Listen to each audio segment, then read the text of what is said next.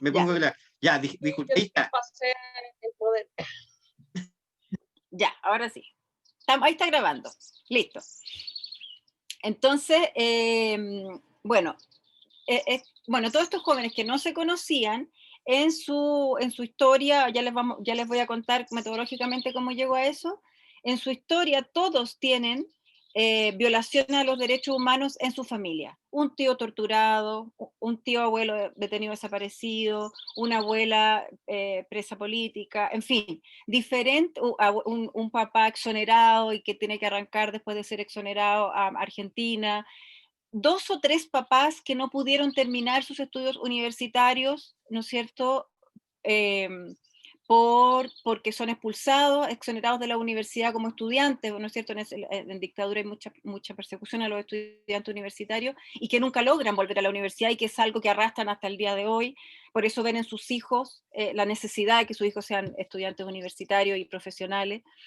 Por lo tanto, al final de cuentas, esa generación que parecía, que para mi gusto era como una locura, ¿no es cierto?, no creer en la democracia, en lo que no cree es más bien en el modelo social instalado en Chile.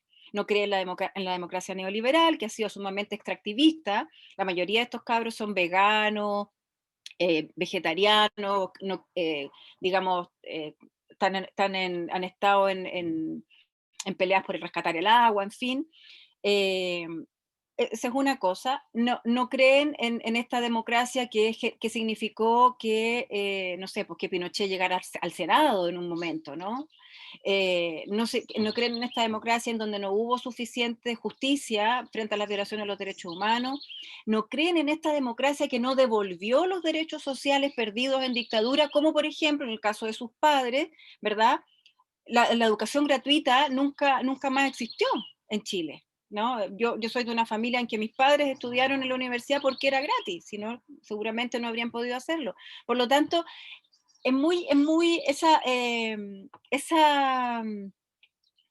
digamos, esas como coletazos de la dictadura que estos chicos ven, que estos estudiantes, estos jóvenes ven, tienen que ver con que ellos no crean en la democracia, pero finalmente en sus discursos creen profundamente en la democracia participativa, en las decisiones colectivas, en el colectivismo popular, creen profundamente en esos espacios democráticos, creyeron profundamente en la democracia cuando estuvieron en ese espacio de medio zona liberada, ¿no es cierto?, que eran las tomas de sus liceos.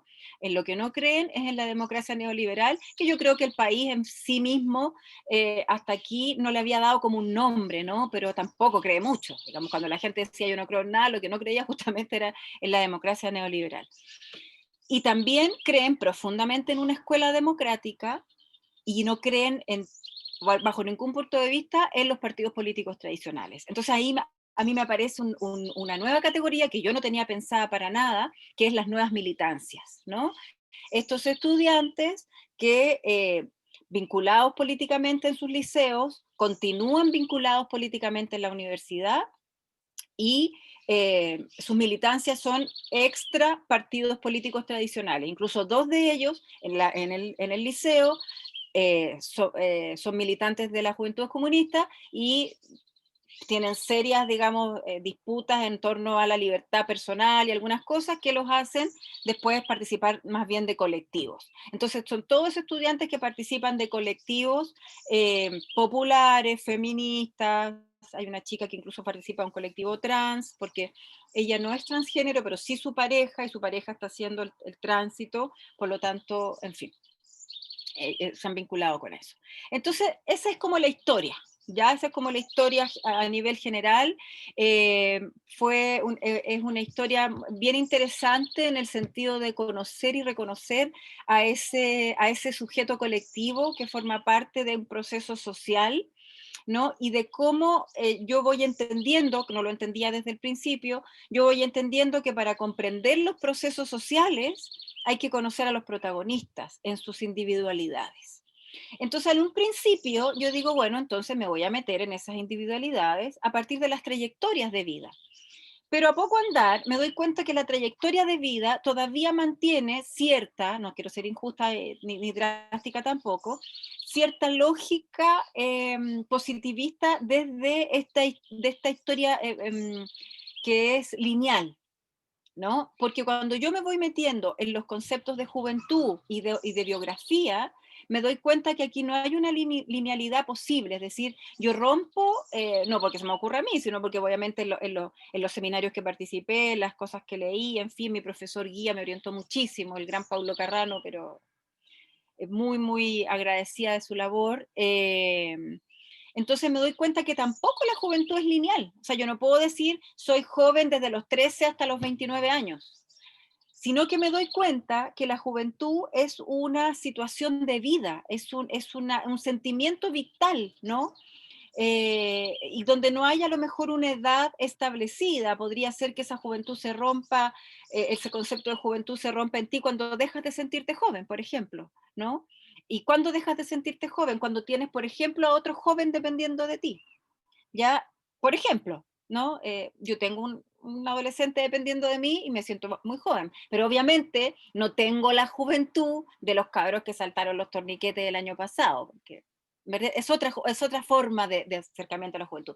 Entonces, esa juventud que tiene que ver con quebrar la hegemonía del mundo adulto, ¿no? Y es una juventud que tiene poco tiempo, porque en algún momento va a ser parte de esa hegemonía del mundo adulto, en esa juventud es la que yo me meto, ¿no? Que tiene que ver que no tiene que ver con un proceso lineal, sino que más bien con un proceso vital. Y la otra patita es que me doy cuenta que me gusta más el concepto recorrido biográfico, porque el concepto recorrido biográfico es más zigzagueante que la trayectoria, que es más lineal, y yo voy y vuelvo en el fondo en sus historias. La gracia está en que en el recorrido biográfico también yo puedo poner el recorrido biográfico que se incorpora desde su familia, porque yo me doy cuenta que estos chicos sufren la tortura del tío, la desaparición del tío abuelo, ¿no es cierto?, el encarcelamiento de la abuela, sufren en sus propias historias de vida esas violaciones a los derechos humanos que sufrieron sus familias cuando ellos ni habían nacido todavía. ¿Ya? Entonces, el sentido del recorrido biográfico es muy bonito, a mí me llama mucho la atención, porque en el fondo tu historia familiar no te marca desde que naciste. Tu historia familiar te marca, ¿no es cierto?, para atrás. Tu familia tiene esas cosas buenas, malas, mejores, peores, fortalezas, debilidades, barreras, facilitadores, en fin, ¿verdad? Desde antes que tú nacieras, y tú las heredas en tu recorrido biográfico, incluso en tus discursos, ¿ya? Y eso también son hallazgos que yo y maduraciones que yo voy teniendo en mi investigación en la medida que voy avanzando. Yo no parto pensando esto, yo ni sabía que eso me iba a pasar. Y eso yo creo que es bien interesante cómo uno se va encantando y va descubriendo nuevas cosas con su investigación a las que no hay que hacerle el quite, pues hay que más bien meterse y ver si voy por ahí o no voy por ahí. Eso es como a grandes rasgos, ¿ya? Entonces ahora sí tú y Jan voy a compartir pantalla. Espérenme un poquito, denme 30 segundos que voy a abrir el Power mejor, porque si no lo tengo abierto.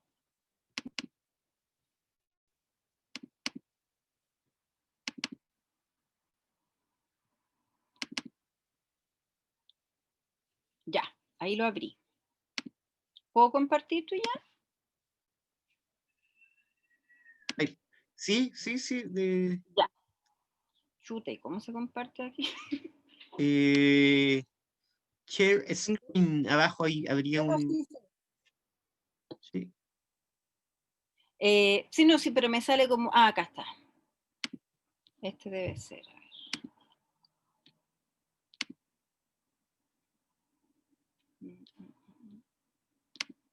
¿Se ve? No, no lo veo. No. Ah, pero espérate. Pero Pero- sabes que me pide que salga de la aplicación para lograrlo. Más tarde. Chao. ¿Qué podemos hacer? Lo otro es que me lo envíe así rápidamente. Claro, nunca me había pasado. Yo siempre. A ver, espérate un poco, como no nos va a resultar. Paciencia, ya téngannos 5 segundos de paciencia. Espérate. Yo acá estoy, compartir pantalla. Ah, compartir. Ahí sí. Listo. Entonces, yo les voy a mandar después, se lo mando a Tuiyang para que Tuiyang lo comparta, los Power, en parte para el que le interese y le pueda servir. Los Power, parte de cómo los resultados que yo tuve en la investigación, que yo los armé a partir de los recorridos biográficos de los estudiantes. Mi investigación tiene práctica, o sea, en parte esos hallazgos, y algunos textos que les pueden servir. Hay algunos que están en portugués, pero de verdad que son fáciles de leer. Y a lo mejor algunos más hábil que yo y busca el texto y ya lo encuentra en alguna parte traducido. ¿Ya? Para el que, digamos, esté interesado. Entonces, ¿por qué me meto yo en el concepto de recorrido biográfico? Porque metodológicamente, ¿no es cierto? Yo entiendo que esto es una investigación cualitativa, yo quiero adherir a un paradigma comprensivo interpretativo, porque entiendo, me voy metiendo en el concepto de sociología del individuo, que está más o menos generado por Duvet y por Danilo Martuchelli, y me gusta el concepto de sociología del individuo, en donde, por ejemplo, no se habla de muestra, sino que se habla de actores relevantes, sujetos relevantes, en fin. Y se entiende con que ese individuo al que tú estás entrevistando no es tu entrevista, no es tu investigación, sino que por sobre todo es justamente un individuo con el que tú dialogas, ¿ya? Y en ese diálogo, no solamente te pones ahí a preguntarle para interés propio, ¿no? Sino que también hay un aprendizaje a partir de su historia, hay un aprendizaje para él al momento de recorrer nuevamente su historia. Mira, a mí me pasó varias veces que las cabras me decían, ¡ay, qué entretenido! Decía, qué entretenido esto que estamos haciendo, en fin. Pero tiene la lógica el recorrido biográfico, entonces, que tú tienes que elegir los actores relevantes bien con detalle. No fue una muestra, bueno, una lección aleatoria, sino que más bien eran estudiantes de pedagogía, no sé, que tuvieran compromiso político y que fueran parte de, yo elegí 3 universidades en Chile, en Santiago, perdón. Ya ese fue como el criterio de selección de los actores relevantes. Y fue de boca en boca, es decir, yo, por ejemplo, la hija de una amiga era militante de un colectivo feminista, entonces me decía, mira, sabes que va a haber un acto tal día, y yo iba al acto y entonces la cabra que exponía le preguntaba y me decía, no, yo no creo que me entreviste, pero te puedo dar a alguien más, y así.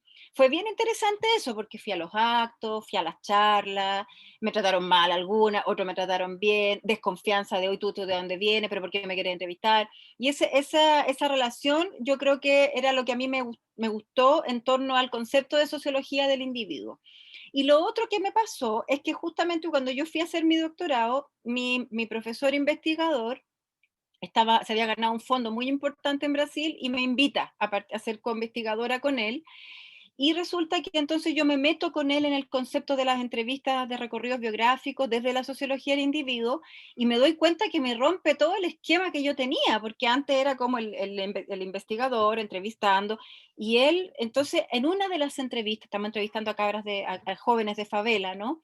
Por, la investigación esa tiene que ver con jóvenes que dejan la escuela y las mismas razones que los hacen dejar la escuela, que es conseguir trabajo para irse de sus casas, son las que los hacen volver a la escuela porque se dan cuenta que sin su cuarto medio, digamos, por decirlo en términos chilenos, no van a conseguir mejores trabajos nunca.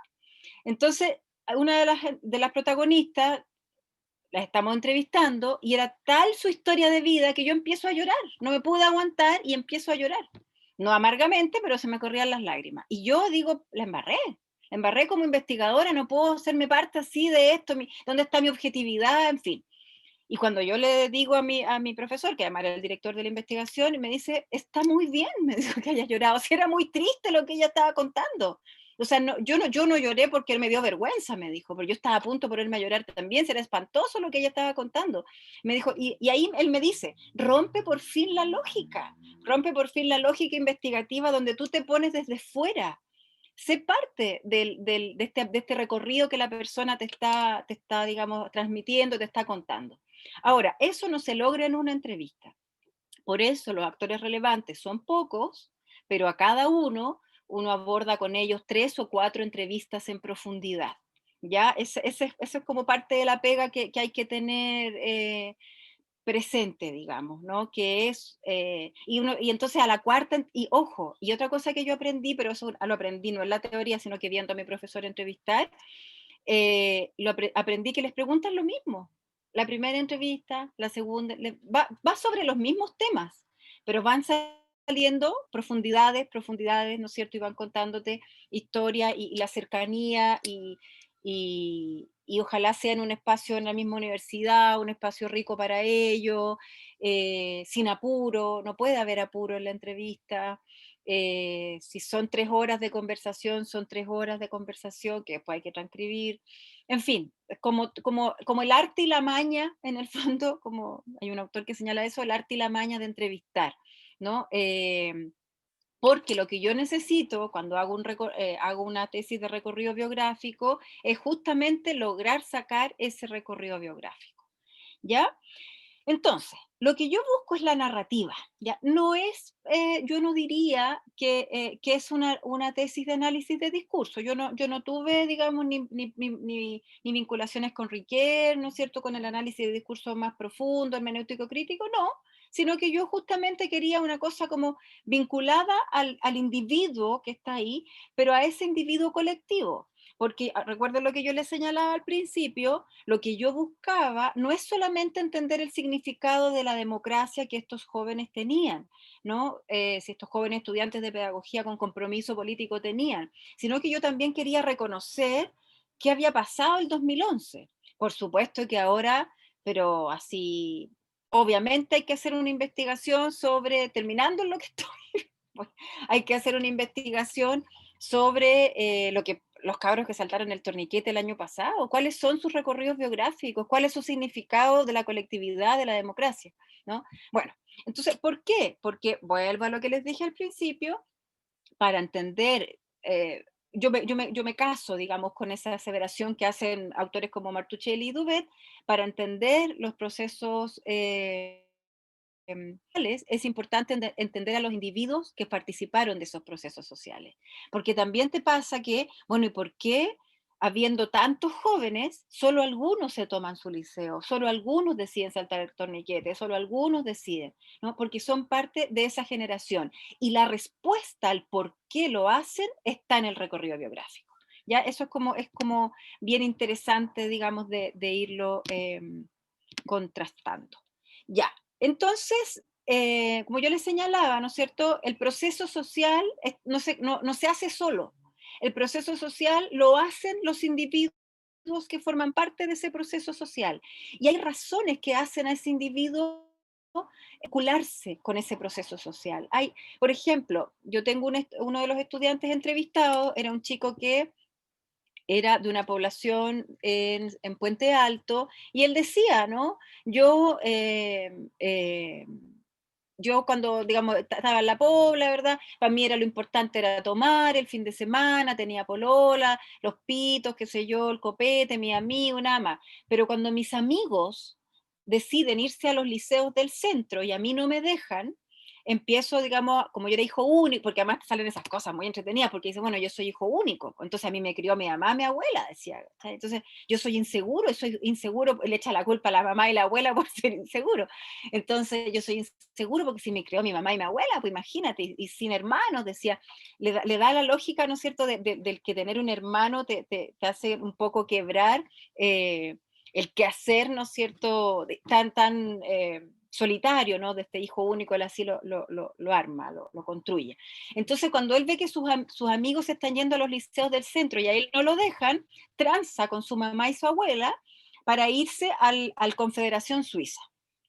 El Confederación Suiza, año 2011, no llegan ni a mayo, toma, y él dice, ¿no? Yo voté por la toma y ni sabía lo que era, decía, pero yo quería ser parte de eso. Entonces es muy bonito el relato que ellos van haciendo, o sea, no son como cabros que nacieron con la tremenda conciencia, el Che Guevara, no, son cabros que un día se encuentran con esto, pero ojo, no porque se encuentren, forman parte. entonces ahí él dice, y yo me acuerdo de cuando mi abuelo le rogaba a mis tíos que no se metieran, o cuando mi abuelo contaba que le rogaba a mis tíos que no se metieran en más cosas después del golpe de Estado, porque ya los habían torturado y ya los habían derrotado. Entonces sale rápidamente el recorrido biográfico de la familia, él ni había nacido el año 73, ¿no es cierto?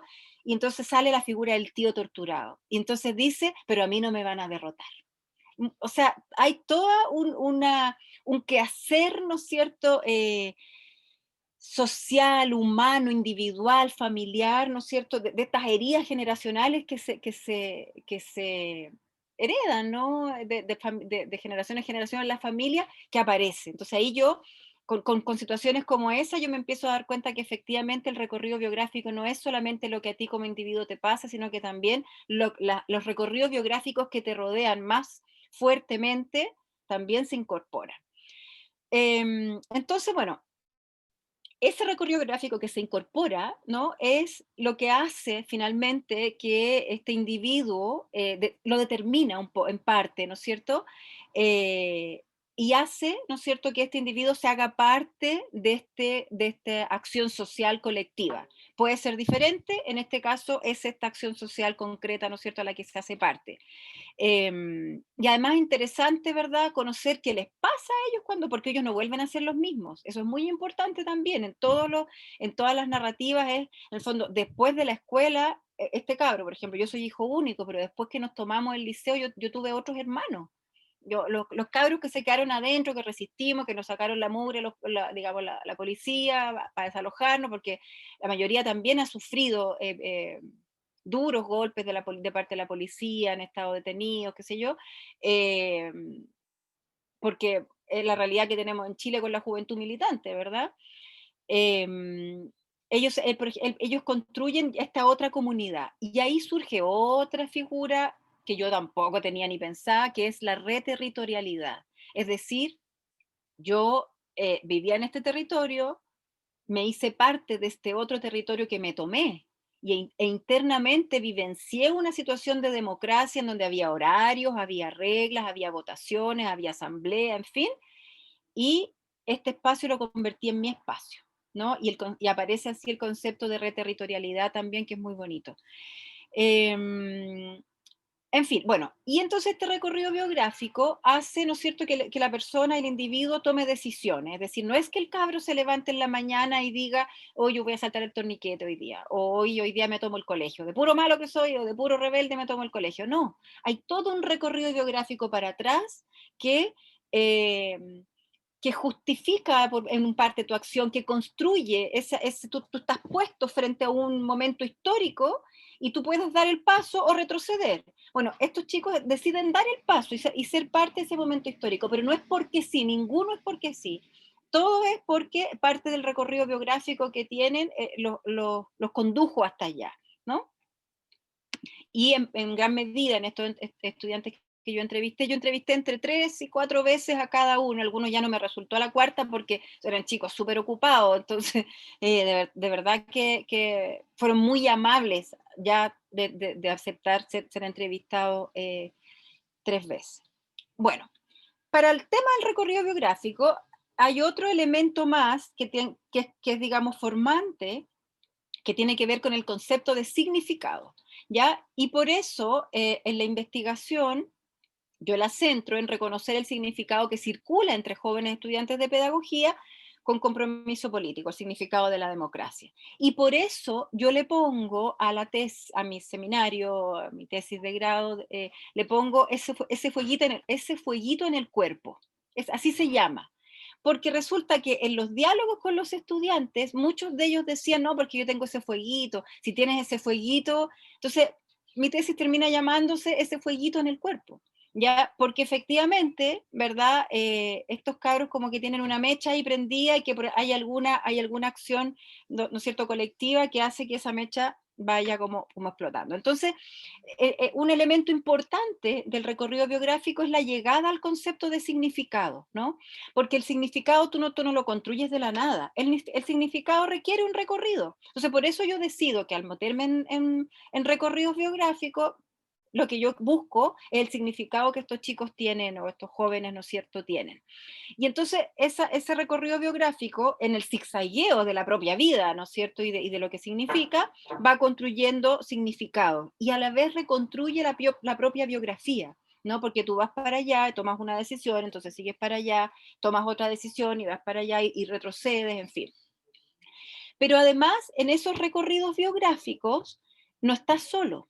Ya todos estos estudiantes intentan responder a sus familias de una u otra forma, se revelan a sus familias, la mayoría, en torno a que los papás, pucha, les suplican que no estén en la toma del liceo, en que una chica me cuenta que del segundo liceo que la echan por tomárselo, el papá le dice, yo no te busco más liceo, búscate tú, y tiene que salir ella, y ella está en Maipú, ella es de Maipú, ella está prohibida en todos los liceos de Maipú, por lo tanto tiene que buscar un liceo en Santiago Centro, lo que significa, en fin. ¿Ya? Entonces, en esos recorridos biográficos, sobre todo este joven no está solo, pero hay otro elemento más, y que ahí yo lo descubro, ¿no? A partir del significado de la juventud. También lo que constituye juventud es la falta de autonomía. Hay una falta de autonomía en la juventud, no en tus decisiones tal vez, no en tus amigos, qué sé yo, en las cosas, en la decisión de tomarte, qué sé yo, el colegio, de ser parte de un colectivo, sino que hay falta de autonomía económica, por ejemplo, porque son estudiantes, o son cabros que están estudiando, la mayoría vive en la casa de los papás, hay solo uno que no vive en la casa de los papás, por lo tanto, dependen económicamente todavía de sus padres para lograr terminar sus estudios también. En Chile no tenemos educación gratuita, si bien tenemos algunos atisbos de gratuidad, la mayoría todavía depende de eso, digamos, ¿no? Pero además hay una semi-autonomía en sus decisiones, porque entendiendo, ¿no es cierto?, que ellos deciden estar ahí porque quieren, también hay un sentir de no traición, o sea, de no como no vaciarse del contenido de su familia, es decir, no quieren que sus padres, no quieren alejarse de sus padres. Todos tienen una vinculación, bueno, ahí en una de las conclusiones, la vinculación con la madre es potentísima. Hay muchos padres que ni están, hay varios que dicen yo no voy a hablar de él porque la verdad es que no lo veo desde chico, me da lo mismo, en fin, pero la figura de la madre, y es muy chistoso, las mamás no tienen nombre, todas se llaman mamá. Entonces que mi mamá, mi mamita, mi mami, ¿no? Y no tienen, no existe el nombre de la mamá, pero es una figura muy fuerte desde el acogimiento y desde el temor también. Entonces, muy la típica mamá latinoamericana, ¿no?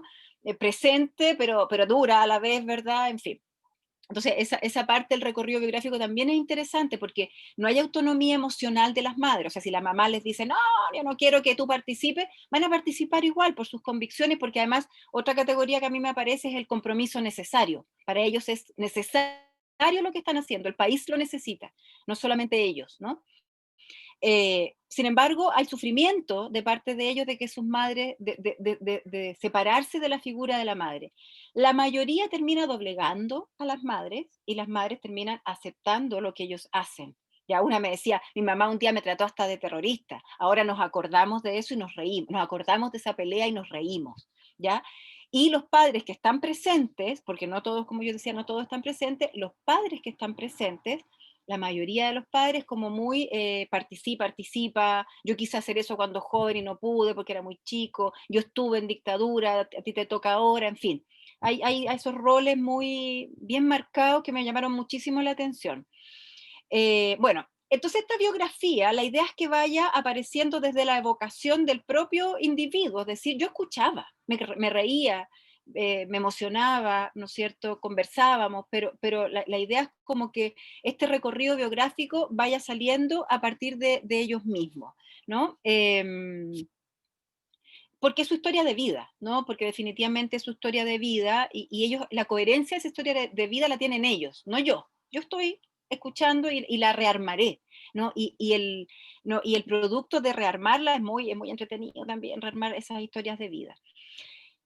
Entonces, como ya les señalaba, esto es como más de lo mismo, no es espontáneo este significado que surge, sino que se va construyendo en estos procesos sociales que se van vivenciando, ¿no es cierto? No es la historia por la historia, ¿no es cierto? Sino que tiene el matiz de aquella persona que está contando su propia historia. Ya no es como que yo te cuente una novela, yo te estoy contando mi vida.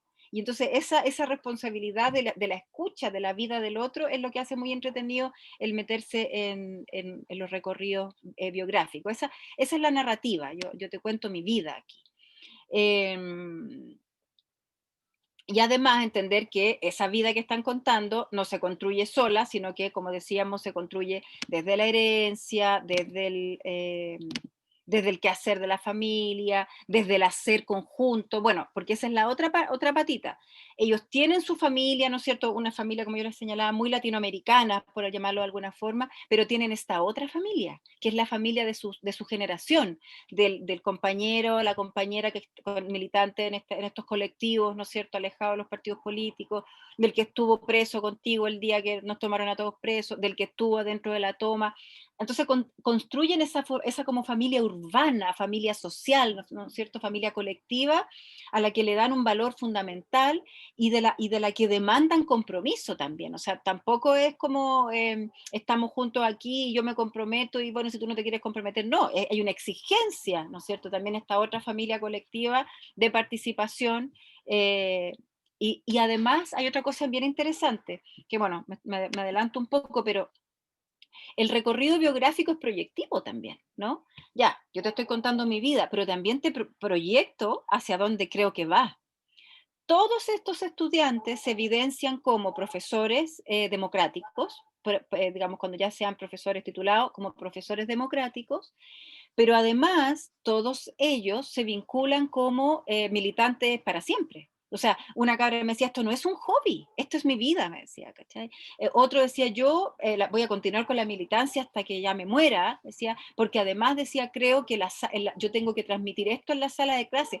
Y ven como un adoctrinamiento importante en la escuela para un ser nuevo, ¿no? Y ese ser nuevo, aunque ellos digan que no creen en la democracia, insisto, no es que no crean en la democracia como a secas, no creen en la democracia que hemos construido neoliberal, ¿ya? En donde en el fondo la única libertad es la libertad de emprender, la libertad del consumo, en el fondo es eso, y hay una transfiguración extraña en donde esa libertad del consumo sustituye a los derechos fundamentales, a los derechos sociales fundamentales. Y yo creo que Chile es un ejemplo de eso, por lo tanto no me extraña que esa nueva generación, ¿verdad?, tenga esa visión. Ya. Entonces, cuando tú te adentras en los recorridos biográficos, esto no es etnografía, pero requiere participación, es decir, lo que yo les señalaba, ¿no es cierto? Requieren que ellos, o sea, si hay un acto, vamos al acto. Ya, si hay una asamblea en la que tú puedes participar, vamos a la asamblea. Una cabra me lleva un momento a la sala del centro alumno donde ella participaba, y están las chicas ahí y yo converso con todas, ¿verdad? O sea, esa acción es significativa también, porque vas viendo de lo que ella te está hablando, vas entendiendo qué es lo que está diciendo, ¿no? Y entonces, porque además esos espacios también caracterizan su biografía y son parte de su postura social como individuo, ¿no? Aquí también hay una cosa importante, que ahí yo no me peleo, pero me problematizo un poco con el hábitus de Bourdieu, ¿ya? Yo entraba en la lógica de Bourdieu absolutamente sin cuestionármela, como la mayoría de las ciencias sociales, digamos, desde el enfoque más crítico, qué sé yo, pero resulta que empiezo a ver a otros autores, ¿no es cierto?, que siendo muy partidarios de toda la lógica de Bourdieu, aparece el concepto del hábitus de clase como cuestionado, problematizado, ¿no? No puesto en duda, sino que problematizado, un acercamiento, digamos, crítico al hábitus de clase. Porque en la lógica de Bourdieu, más bien, el hábitus de clase te define, ¿no? Demarca tu biografía individual. Pero sin embargo, en los planteamientos que yo fui encontrando es que no solamente, o sea, no hay como esa profecía autocumplida, no sé, que tiene el hábitus, ¿no es cierto? No hay como ese inmovilidad, ¿verdad?, del espacio, sino que todo lo contrario. También en la experiencia subjetiva, ¿verdad? Hay una vivencia que permite que yo me colectivice en un espacio distinto al de mi clase, por ejemplo. Entonces, no es como que yo nací, por ejemplo, el caso de Jorge, creo que se llama este cabrón. Eh, En el caso de él, ¿no es cierto? Yo nací aquí, mi hábitus me determinaba aquí, pero yo me movilizo desde mi subjetividad, ¿verdad? Y me reterritorializo. Y entonces me constituyo en otro territorio que viene a quebrar ese hábitus. Entonces, ese es el acercamiento crítico, digamos, que se hace al hábitus en esta ocasión, digamos, ¿no? Es que esa experiencia colectiva también es subjetiva, o sea, es colectiva, por lo tanto tiene una objetividad colectiva, pero está cargada de subjetividades, ¿no? Porque hay una subjetividad también construida a partir del recorrido biográfico y que va a significar finalmente generar la cultura de la que tú formas parte, ¿no? Entonces, no hay esa inmovilidad que podría plantear el hábito, sino que más bien hay decisiones también tomadas ahí. Es decir, no a todas las mujeres de tal edad les pasa lo mismo. A la mayoría sí les pasa lo mismo. Pero hay elementos desde la subjetividad para abordar esa misma situación que les pasa, ¿verdad?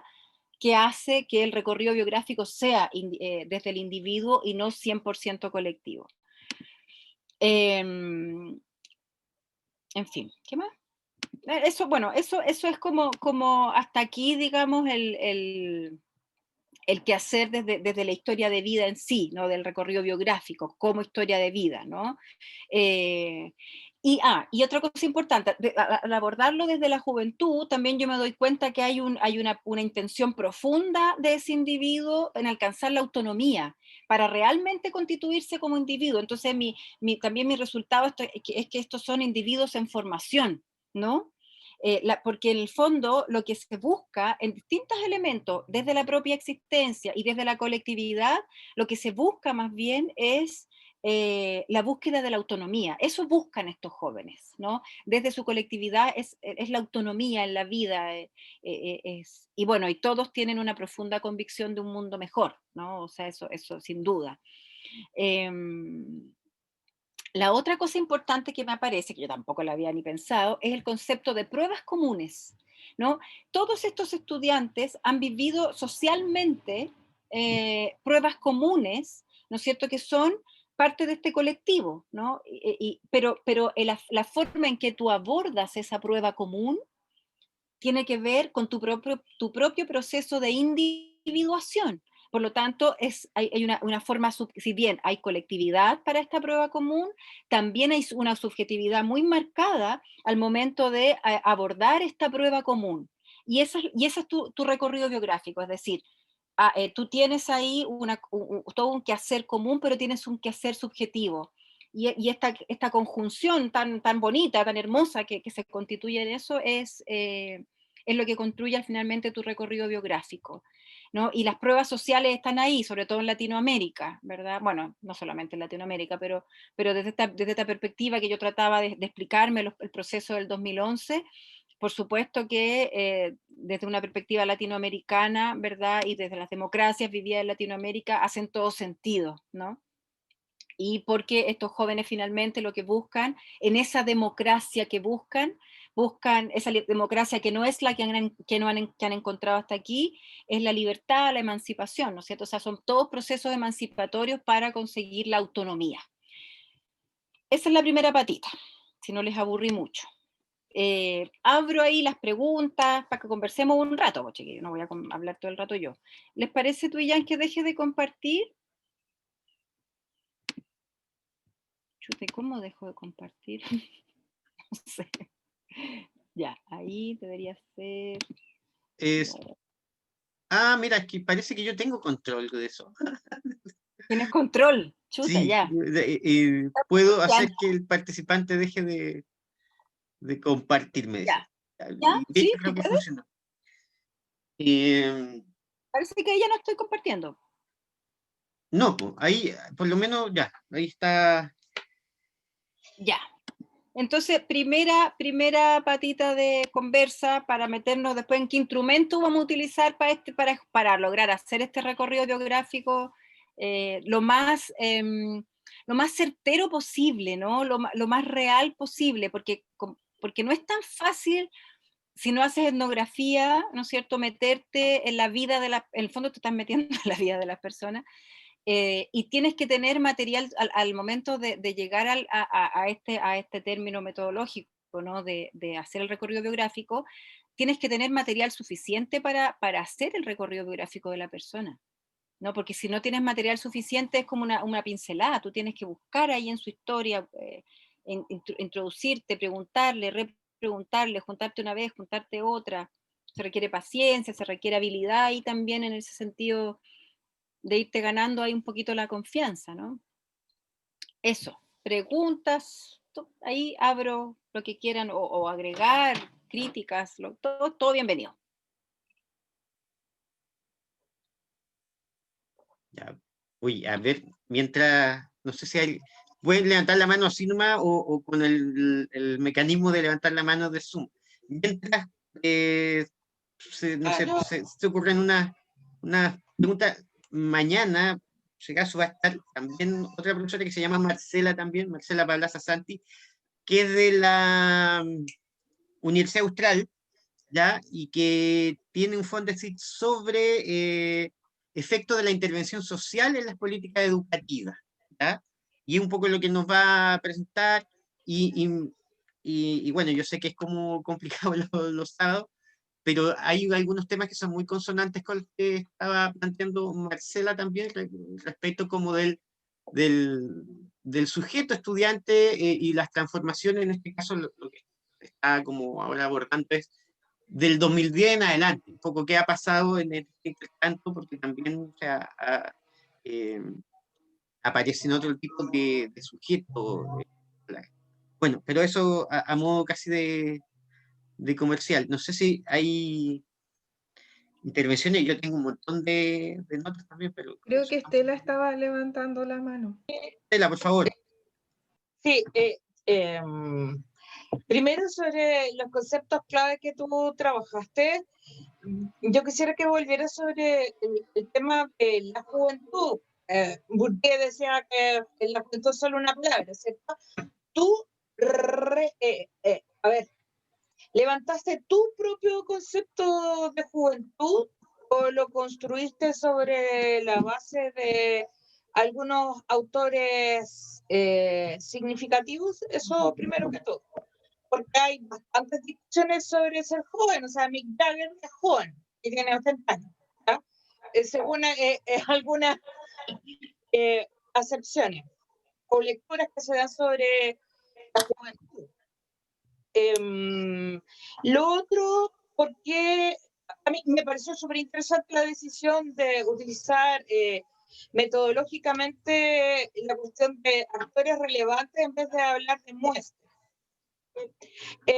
¿Por qué no? Es que no sé si viene en la otra parte. Hoy ahí vemos. A ver, espérate. ¿Cómo lo planteo? Porque esto igual es súper similar al estudio de caso. ¿Por qué no hablas directamente de estudios de caso? Habiendo adicionado después la categoría de Martuchelli y Dubet sobre actores relevantes. Porque en el estudio de casos existen los casos singulares, los significativos, hay clasificaciones varias. Y también eso tendría una justificación muestral, incluso hasta con el sistema de bola de nieve que tú hiciste. Y lo otro, tú trabajaste, ¿cierto?, con estudiantes de pedagogía, ¿cierto? Porque de repente como si el tema de estos recorridos biográficos que tenían un componente proyectivo y que estaban vinculados con la autonomía de estos actores, quería preguntarte si tú los vinculaste con la construcción explícitamente de identidad profesional de estos actores. Esas son las cosas que... Ya. Sí, bueno, primero el concepto de juventud, no, yo hice como 3 cursos de juventud en Brasil, leí miles de autores y no sería tan patúa decir que ese es que se me ocurrió solita ese concepto de juventud, ¿no es cierto? Sino que todo lo contrario, lo fui armando a partir de de partida a partir de Paulo Carrano, que es el director del Observatorio Joven de Río de Janeiro, a partir de los escritos de él, que es mi profesor guía además de la tesis, a partir también de Sicheli, de Signi, de algunos autores que yo fui leyendo a partir de eso, donde fui encontrando esta dicotomía existente en la comprensión del concepto juventud, ¿no? La juventud, para mí, históricamente era como un proceso más bien biológico, ¿no? En donde tú empezabas a los 12 años a tener ciertas actitudes y terminabas, no sé, pues a los 29 de ser joven. ¿Ya? Y para todos estos autores no era así. Para todos estos autores la juventud era más bien un proceso vivencial, un proceso en donde las situaciones de tus historias, de tu historia de vida, de tu recorrido biográfico te hacen empezar a ser joven y te hacen dejar de ser joven. Entonces, asimismo, como una persona, una niña puede dejar de ser joven a los 16 años porque, por ejemplo, se convierte en madre, por ejemplo, no quiere decir que todas las jóvenes que se convierten en madre dejan de ser jóvenes, ¿no? También una persona puede extender su juventud desde la falta de autonomía, por ejemplo, ¿ya? Entonces, a mí me pareció interesante eso, el jugar un poquito más con el concepto juventud y empezar a descubrir en las historias de vida personales, ¿verdad? ¿Cuándo terminó la juventud para ti? ¿No? Entonces yo ahí les fui dando como elementos, como por ejemplo cuando a lo mejor cuando ya tienes a un joven a tu cargo, que es tu hijo, por ejemplo, ¿no? O tu hijastro, no sé. A lo mejor cuando tienes un joven a tu cargo ya no te reconoces en él, reconoces tu pasado en él, más que tu presente. Y entonces a lo mejor ahí dejas de ser joven. Cuando empiezas a sentir que eres parte de la hegemonía del mundo adulto que debe detener a estos jóvenes que son como caballo loco, a lo mejor ahí dejas de ser joven. En fin, y eso es lo entretenido, que no es que todos dejen de ser joven cuando les pasa lo mismo, sino que hay una cierta acción de tu recorrido biográfico que te dice, ya no soy joven. ¿No? Y esa es la subjetividad que a mí me gusta del recorrido biográfico también, y que me gustó del concepto de juventud. No, como te digo, lo estudié, pues no algo que yo inventé solita, no sería tan patúa decir eso.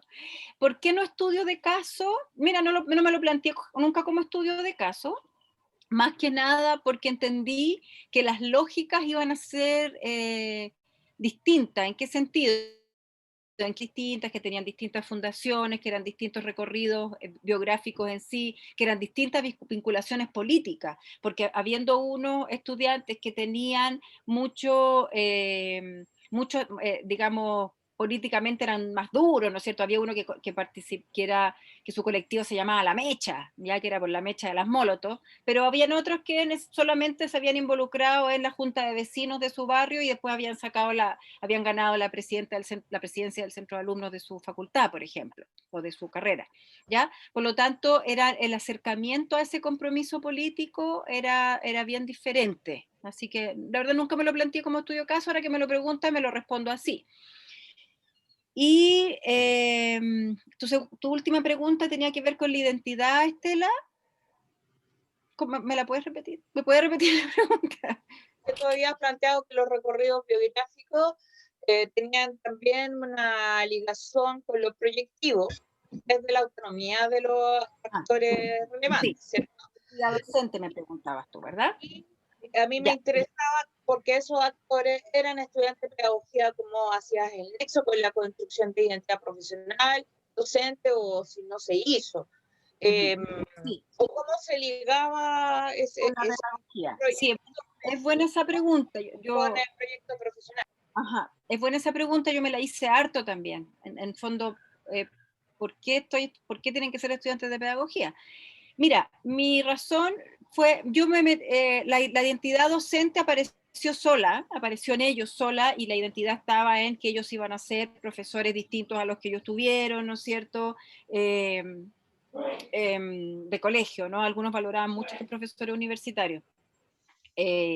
que ellos iban iban a ser profesores democráticos en las salas de clase, que ellos en el fondo era una especie de continuación de la militancia, el ser profesor, esa es la identidad, ¿no? Que ellos continuaban militando, haciendo su labor en la escuela. De todos los entrevistados, solamente una dijo, la verdad es que a mí no me interesa ser profe, yo la verdad lo que me gusta es la historia, pero ya veré. Pero todo el resto se veía siendo profe y como muy dándole oportunidad a aquellos que no tienen, porque estos cabros todos están por un mundo más justo y mejor, pues. O sea, ese es su parar la vida, digamos, ¿no? Por lo tanto, dándole oportunidad a aquellos que no tienen esa oportunidad, que no tuvieron la oportunidad, muchos de ellos vienen de barrios muy marginados, por lo tanto, también su intención es volver a esos barrios y darles una educación justa, digamos, digna a los otros estudiantes.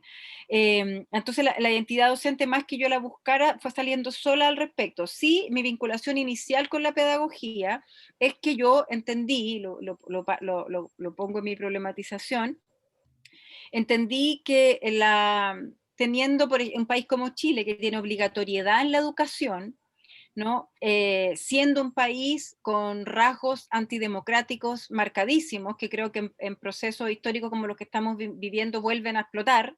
Nos engañamos por años, nosotros pasamos 5 años engañados, sí, para Chile, país democrático. Al primer salida, ¿no es cierto?, del sistema, sale la dictatorialidad que tiene el Estado chileno, ¿verdad? Y gran parte de la población lo avala, donde todavía hay personas que creen que al que se le violaron los derechos humanos se lo merece, ¿no es cierto?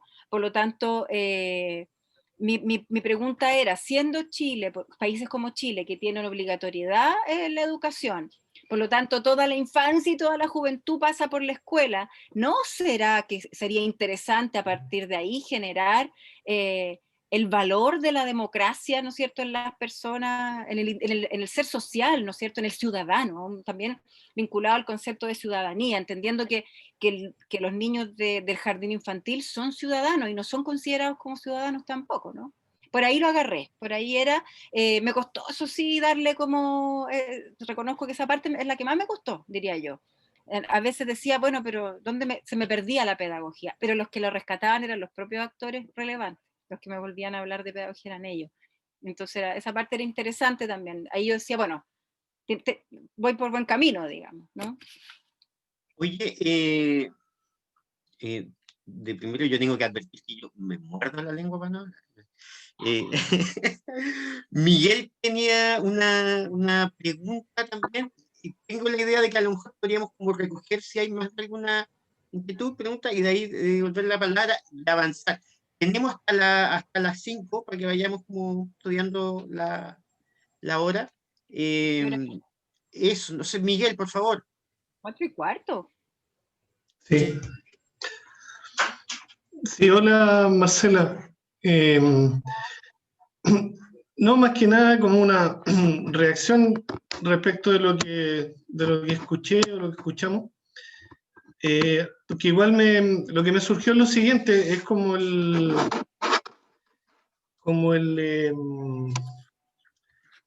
concepto de recorridos biográficos. Entonces, que me pareció bien interesante como concepto, como metodología, en fin, pero la reflexión que me surge es que es un poco el alcance teórico, no solo metodológico, sino que tú estás trabajando un tema y como que estoy pensando en lo siguiente.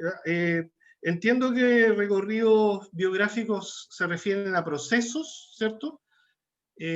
A trayectorias, a temporalidades, en las vidas, no sé, lo voy a poner bien simple así, pero que también refieren como a ciertos ámbitos, o sea, supongo yo, qué sé yo, la pregunta tuya era, la primera era el concepto de democracia, pero hay, supongo, recorridos biográficos sobre otras cosas, o sea, sobre, no sé, sobre la sexualidad, sobre... Claro, ¿no? Entonces, pero al ser así, ¿cachai? Mi pregunta es que si uso eso, depende del objeto, el concepto, lo que quiera estudiar, lo tengo que complementar esa mirada o esa entrada al problema con alguna alguna construcción teórica que me diga que en el caso de esto, por ejemplo, del concepto de democracia, en el recorrido biográfico juegan tales o cuales aspectos, tales o cuales, no sé. Cuando tú dijiste, por ejemplo, mira, en Bourdieu está el tema del hábito, yo pensé en el hábito y el campo, un poco complementariamente, diciendo un poco que a lo mejor en el recorrido biográfico, en este tema con la democracia, ahí uno podría rastrear hábitos en relación a campo, que es como en este caso el campo del sistema como político o institucional o lo que sea. Pero si te das cuenta ahí, ya estoy jugando con las dos cosas, o sea, con cómo entro al tema de los recorridos biográficos y en un área particular, qué marco teórico voy construyendo para entender ese recorrido, en este caso sobre el concepto de democracia. Entonces, porque si no, yo veo también como harto, entre comillas, puede haber mucha dispersión también, puede haber mucha variedad de cuestiones que surjan, que algunos tienen que ver, pucha, con identidad, otras con otras cosas, pero finalmente cómo un poco esto lo trato de ordenar o relacionar teóricamente en torno a lo que estoy estudiando. Eso es lo que me surgió. Ya, mira, sí, buena Uy, pregunta. perdón, puedo sumar ya que no hay un comentario breve. Sí. Verónica, por favor. Verónica. Gracias. Bueno, me sumo también a los agradecimientos a Marcela, porque es muy interesante el tema. Independiente que a lo mejor uno esté en otra cosa, pero igual es apasionante escucharla, cómo ha ido configurando su proyecto, su investigación. Yo quería preguntarte sobre este concepto de nuevas militancias que nombraste, y si es que esto se relaciona o lo relacionaste teóricamente, conceptualmente con los procesos de movimientos sociales o con las conceptualizaciones asociadas a movimientos sociales, y si fue más amplio aún, o sea, más hubo una conexión con movimientos incluso más allá de Chile. Como preguntarte, en el fondo es como bien funcional mi pregunta, porque yo tengo una parte de mi investigación que estoy enfocándome en unos grupos que no son movimientos sociales específicamente, pero quizás sí ciudadanos. Entonces, preguntarte ahí cómo, porque claro, estos como son casos, no necesariamente se incluyen en un movimiento mayor, o sea, se incluyen por lo que yo te escucho, pero no estás estudiando el movimiento propiamente tal. Entonces, como preguntarte un poco cómo llegaste tú a construir este concepto de nuevas militancias, si usaste conceptualizaciones desde estudios de los movimientos sociales u otros más allá de Chile. Ahora sí, Ya. Quería, mira, rescatar solamente una idea inicial de Marcela, para que después darle la palabra, que era esto de que la investigación no termina nunca, en el fondo, que no tiene fin, o sea, parece que tiene gatilladores, pero no se advierte como un momento conclusivo, así que llegamos a resolver la pregunta, porque evidentemente se trata como de conceptualizaciones que son muy consistentes, con mucha literatura a su espalda y que en algún momento hay que renunciar a ciertas cosas. O sea, yo, por ejemplo, la pregunta que sea sobre la juventud, pensaba en el libro de Aries sobre la infancia y la vida familiar, donde hay toda una teorización de cómo se construyen los regímenes etarios en distintas épocas, de acuerdo a cuestiones laborales, sociales, religiosas, y uno se podría perder haciendo una tesis en esa parte. Solamente para pensar la idea de juventud. ¿Para qué decir la idea de democracia? O sea, ya tiene siglos y siglos de teorizaciones y vuelta. Entonces, claro, uno podría como seguir tomando una de estas hebras y mi pregunta tiene que ver justamente con la opción de qué no interrogar y en qué cosas pararse un poco sobre la literatura que ya existe, sobre las definiciones que ya hay. O sea, la misma pregunta que te hacía un poco Miguel respecto del hábitus de Bourdieu, justamente al final de tu exposición, cuando hablabas que ya este hábitus un poco como que te encerraba un poco, tiene que ver con una discusión súper linda que hay en el comienzo de los 90 en Francia entre Bourdieu y Rancière, que hay una tesis sobre eso que hace Charlotte Norman, que habla de que en cierta medida, claro, te encapsula al personaje, le asigna un rol social, el hábitus, ¿ya? Se transforma en una suerte de cárcel identitaria, y que por lo tanto, por ejemplo, todo esto que tiene que ver con la focalización de la escuela, lo que nosotros llamábamos acá los planes como dirigidos a ciertos sectores, tienden a confirmar identidades. Y cuando a veces la cuestión resulta a la inversa, que son estos mismos sujetos los que, rompiendo o traicionando este imaginario sobre identitario en definitiva, son los que desafían cierto orden, cierta asignación de roles, cierta distribución de lo social. Entonces, precisamente pareciera ser que la movilidad política tiene que ver no con confirmar los hábitos, sino con los momentos en que los sujetos los desafían y los interpelan. Bueno, eso así como reacciones, pero desde luego que se trata de una investigación eh, que por los conceptos ya uno se muestra un poco inabordable, y que por lo mismo tiene la posibilidad de extenderse y de seguirse interrogando, pero que hay un momento en que hay que cortarla. Hay un momento en que hay que decirle, si yo a la tesis, a la investigación, ya llegamos hasta aquí y ya esto es otra cosa. Eso nada más. Sí, mira, a ver, ¿por dónde parto? Voy a partir de atrás para adelante, ¿ya? Efectivamente, los conceptos como juventud, además un concepto que aparece, que no existió siempre en la historia de la humanidad, pues el concepto de juventud es nuevo, finalmente, ¿no? Relativamente nuevo. Los conceptos de juventud, bueno, ni hablar del concepto de democracia, que yo me podría haber metido hasta en los griegos, ¿verdad? Las decisiones teóricas, finalmente, para abordar lo que fui tomando, en el fondo dieron relación con el objeto de estudio. Y finalmente, creo yo que todas las decisiones que tomé, que son epistemológicas finalmente, no sé, porque en el fondo es de dónde tú te vas a parar desde el conocimiento para abordar lo que quieres abordar, y justamente y darle un margen, porque si no es inabordable, tuvieron que ver, yo creo que es con el objeto de estudio, que tiene que ver con la comprensión del significado de la democracia en estos estudiantes que estaban en ese momento siendo parte de movimientos sociales o políticos y que estudiaban pedagogía. Yo creo que como que así lo achiqué, ¿no? Y entonces, justamente por el concepto del hábito y esta lógica Bourdieu-Rancière, es que a partir del concepto de democracia me basé en Rancière, ¿no? Y me basé en Rancière en el concepto del odio a la democracia, ¿ya? Porque justamente lo que pasaba aquí, ¿no es cierto?, era que había un grupo de jóvenes que decía no creer en la democracia por las razones que Bourdieu señala, o sea, que Rancière señala que hay un odio a la democracia, ¿no? Que es esta democracia que pone a los mismos de siempre al mando de, ¿no es cierto?, el quehacer político y que deja a todo el resto de la población de lado, en fin, ya, súper simplificándolo.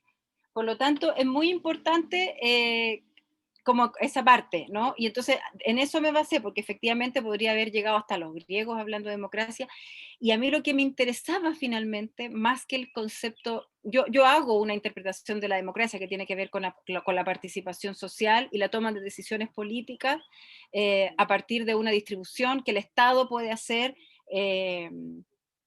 pero esa distribución desde que el Estado hace, no la hace el Estado porque quiere, sino que más bien es la ciudadanía la que se lo exige, ¿no? Esa es la interpretación de la democracia que yo hago finalmente, y la hago para hacer un paralelo con la democracia que los estudiantes plantean, que también es participación. En ellos no creen en la democracia representativa, que es la que tenemos, justamente por su tinte neoliberal, sino que más bien en la democracia participativa, ¿ya?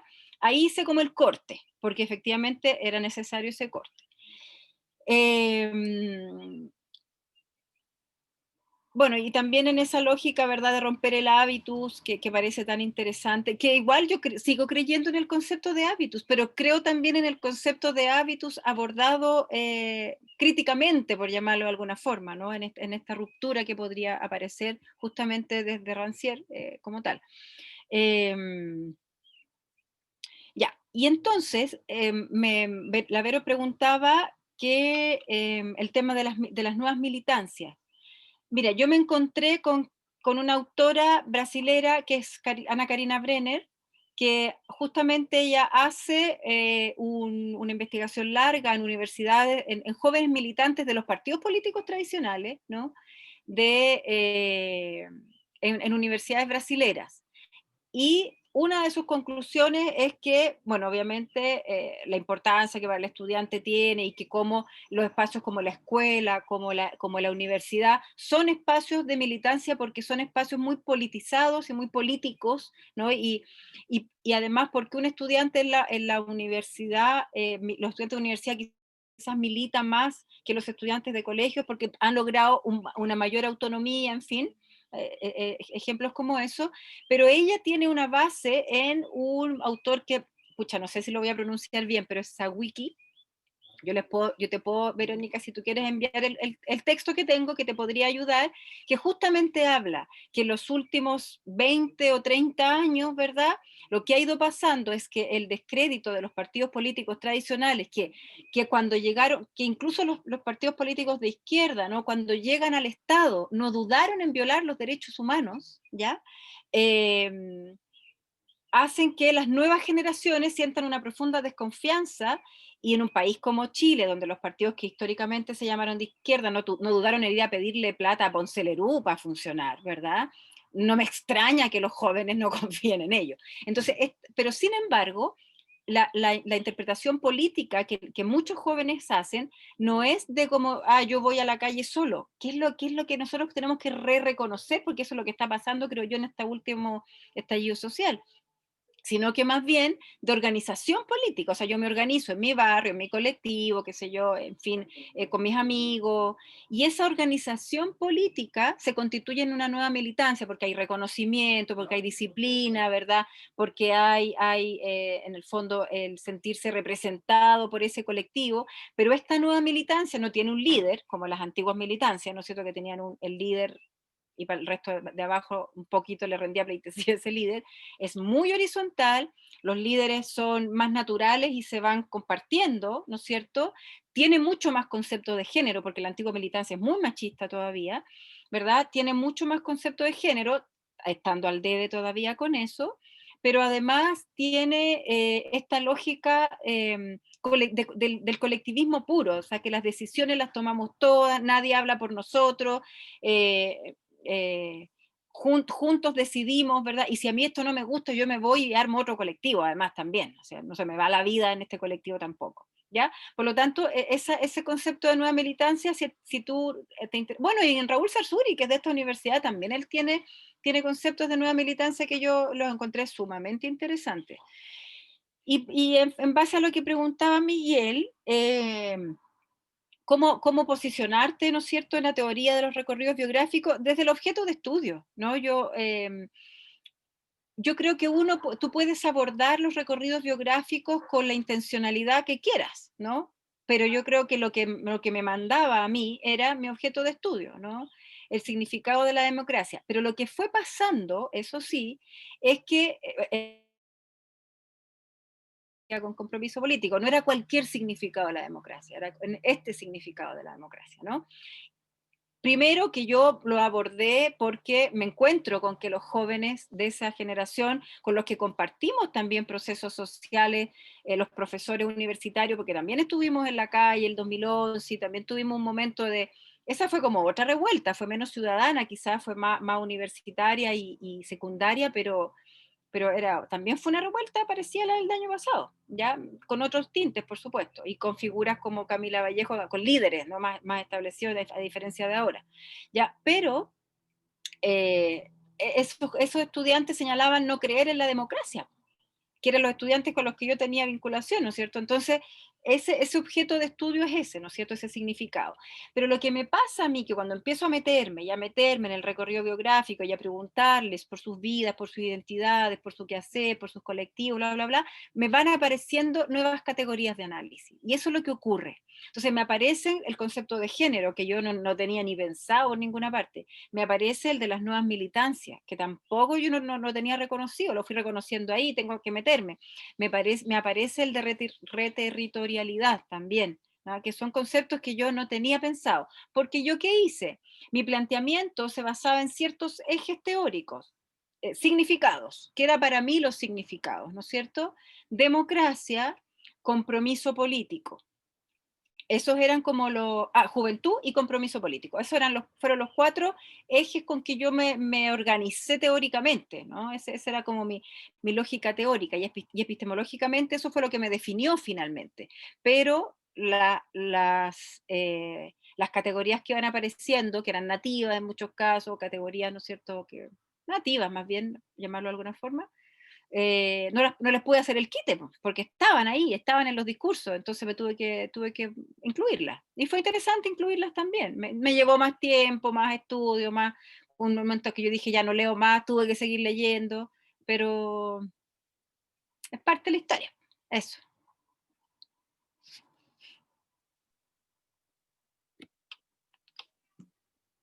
Menciones, reacciones. Sí, quisiera señalar algo, pero no sé si hay alguien más que quiera hacer alguna consulta. Es algo en realidad bien breve y me gustaría señalarlo en función de lo que preguntó Miguel Ángel. A propósito precisamente de estas características que vuelve a resaltar ahora Marcela y que hacen que su trabajo sea tan interesante, pero a la vez tan robusto. En general, en los procesos de investigación va a ocurrir esto, donde el problema parece ampliarse en vez de reducirse.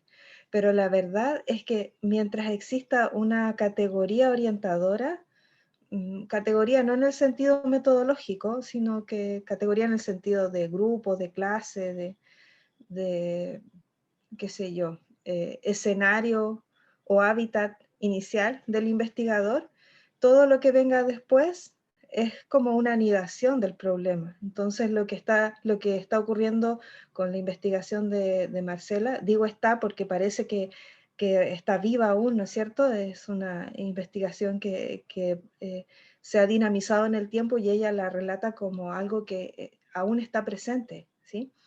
Entonces, lo que ocurre en su investigación, y yo imagino que en general va a ocurrir también en las investigaciones de ustedes, es que en ese caminar se van a ir acoplando muchos elementos, elementos conceptuales, elementos tal vez procedimentales, cuestiones inesperadas, cuestiones emergentes, pero si la problemática está bien definida desde un comienzo, son elementos que van a ir anidando, como quien tiene una criba o un embudo y va generando cada vez más y más especificidad, no más divergencia, no es divergencia. Entonces no hay que verlo como algo que va a tender a abrirse sin un norte, sino que son elementos que se van acoplando a la categoría maximal y que van generando mayor especificidad en el estudio. Y eso a mí me resulta bien patente en la investigación de Marcela y cómo ella va logrando que esos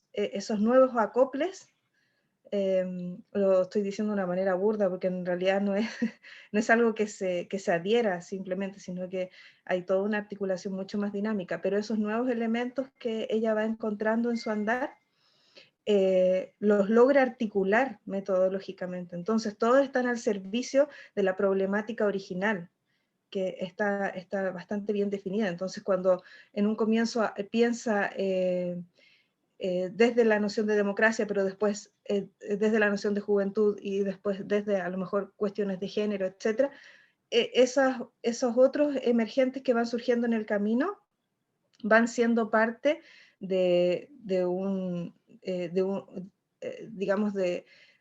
hábitat mayor, ¿sí? Entonces, de alguna manera le permiten ir anidando e ir asentando el problema de forma más específica.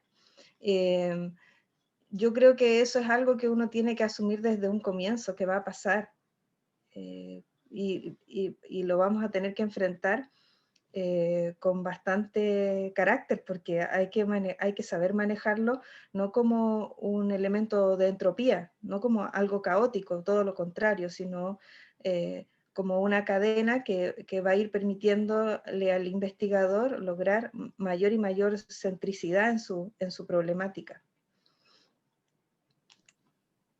Sí, aprovecho también, sumándome un poco a lo que dice Andrea, y también hay veces que hay apartado dentro de la tesis, a todo esto con Andrea ahora hemos elaborado una suerte de documento, lo vamos a enviar para que lo conozcan, lo podemos discutir sobre sugerencias más o menos de cómo de construir el escrito, ¿no? Las secciones. Entonces, hay veces que uno tiene la impresión de que, ¿qué hago acá en esta parte? Y muchas de estas como decisiones van ahí, po. Cuando yo digo, mira, el concepto de democracia aquí es general, pero no me voy a meter con los griegos, como dice la Marcela. Yo lo señalo en un apartado, ¿no? Tomé esta decisión porque me parece que, no sé, se escapa el propósito, y me voy a casar con esta definición, no voy a considerar las democracias modernas, liberales de aquí en adelante, o me voy a centrar, no sé, en una visión de la democracia tal y como se ha conceptualizado en la transición chilena, en base a estos autores, y esas prevenciones son parte también de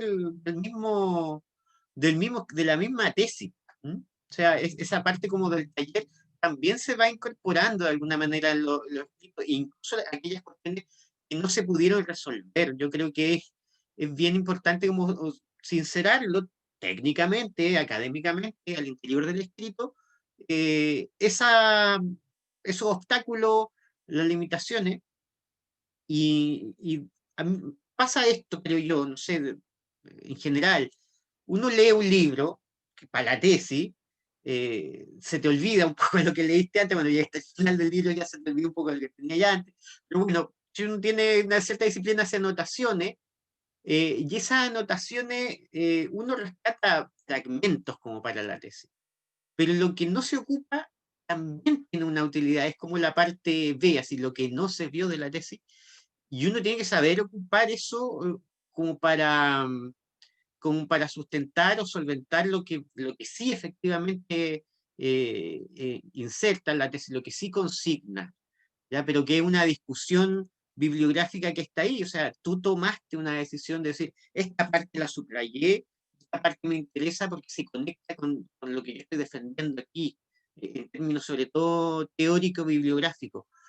pero aquellas cosas que dejaste fuera también son objeto de una decisión, de un gesto metodológico, que no hay que olvidar, o sea, que está ahí. Entonces, también para que uno no quede con la idea de que he leído y no ha avanzado, que también es una cuestión que de repente pasa. ¿Mm? No avanzaste, has dejado ciertas cosas, has delimitado problemas, y hay que estar como permanentemente recordándoselo a uno mismo, y ojalá dejando nota de aquello.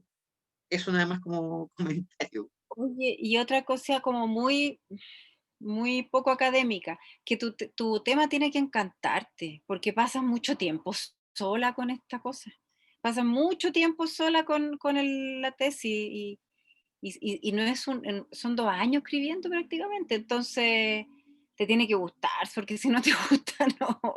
Porque cuando te gusta al final ya como que te dan ganas de sentar al computador, pero cuando no te gusta debe ser, pero torturante.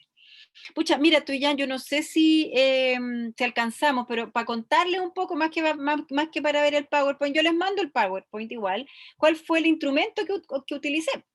Ya, yo utilicé un instrumento que también lo rearmé en base a teoría de Melucci, Martuchelli, Micheli, Duvetti, Singli, más o menos, y la Méndola, que es un italiano, pero que ha publicado mucho en Brasil, que es, bueno, es la entrevista en profundidad en el fondo, la clásica entrevista en profundidad, pero yo le fui poniendo el componente de entrevista dialógica, ¿ya? Es decir, es yo tengo una estructura de entrevista marcada en el fondo desde el marco metodológico, generada del marco metodológico, pero que permite el total diálogo.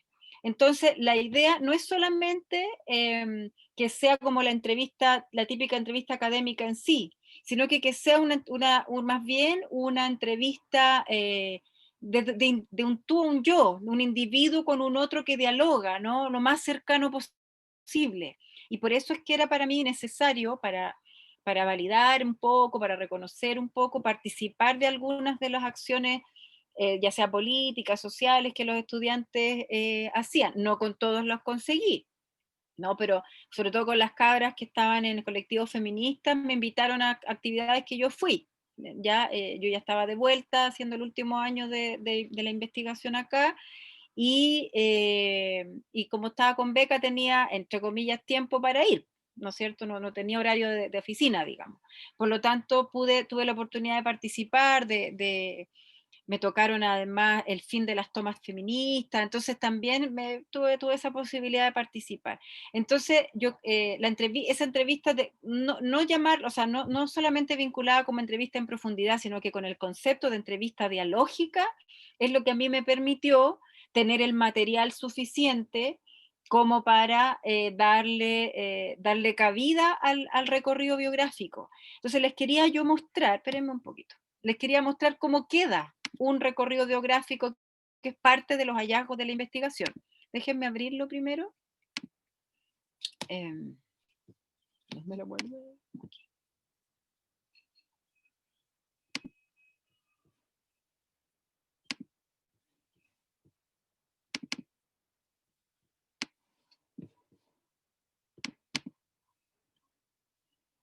Ya, a ver si lo puedo compartir. Mira, yo como la mayoría de los, o sea, no la mayoría, todos los estudiantes entrevistados finalmente en sus recorridos biográficos, en estos recorridos que heredan de su familia, de esas heridas generacionales, ¿no es cierto? Todos tienen una lógica de violación a los derechos humanos en sus familias, en dictadura, es que yo los concibo a ellos como nietos de la dictadura y no como hijos de la democracia, como se tendió a pensar. Por lo tanto, yo decido los nombres que les doy a ellos, porque no les puedo poner sus nombres reales, y tampoco quería ponerle estudiante 1, estudiante 2, les doy el nombre de una víctima de la dictadura. Ya sea mujer o hombre, entonces cada uno tiene el nombre de una víctima de la dictadura. A esta que yo les quiero mostrar, díganme si se ve. Me veo yo. Sí se ve. Sí se ve, Sí, estamos sí, viendo. se ve. Se ve Yo no un lo Word. veo. ¿Por qué yo no lo veo? A ver, espérame. Lo ven todos menos yo.